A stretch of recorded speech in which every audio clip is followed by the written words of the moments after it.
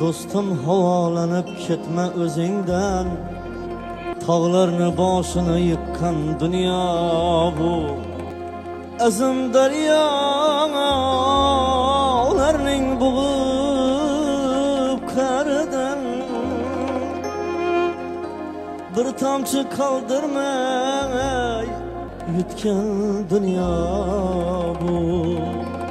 Kimlerini yayratıp cennet bağda,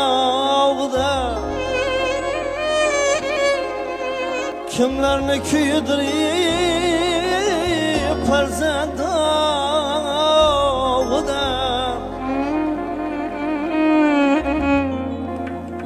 kimlerini öldürüp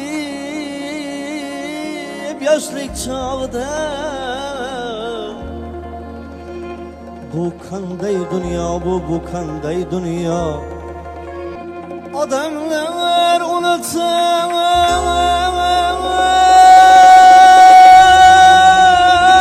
sızıp özünü,